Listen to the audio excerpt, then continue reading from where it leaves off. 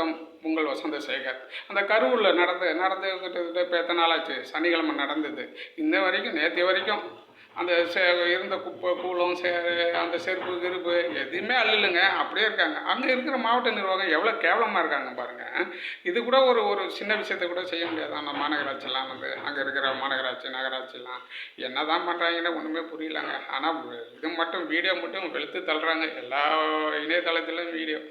இப்போ தான் அந்த போலீஸ்லாம் இப்போ தான் அந்த செருப்பு தூக்கி ஒரு இளைஞரை சில இதெல்லாம் காரணம் இது ஜூம் பண்ணி பார்த்தா தெரிய போகுது. இப்போலாம் நவீனமயம் எவ்வளோங்க வந்துடுச்சு. ஒவ்வொரு இது அக்கு வர ஆணி வர பார்த்துடலாம்.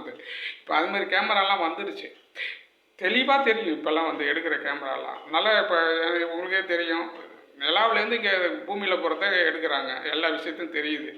இங்கே இருக்கிற ஒரு 20 மீட்டர், ஒரு 30 மீட்டர், 40 மீட்டருக்குள்ளே இருக்கிறது தெரியாதா என்ன? போலீஸுக்கு எல்லாம் அது தெளிவாக அலசி ஆராய்ஞ்சா தெரிஞ்சிடும். இது என்ன தான் நடந்திருக்கு, எவன் தான் பண்ணது அப்படின்னு தெரிஞ்சிடும்ல. அது தெளிவாக பண்ணது போலீஸருடைய கடமை தான். அது சைபர் கிரைம் இருக்குங்களேன், அவங்களாம் பார்த்து பண்ண வேண்டியதுதான். அது என்னென்னு ஜூம் பண்ணி பார்த்தா எல்லாம் தெரிஞ்சிடும். யார் பண்ணா, எதுக்கு பண்ணா எல்லாம் கண்டுபிடிச்சிடலாம். எல்லாம் ஒரு பெரிய விஷயமே இல்லை.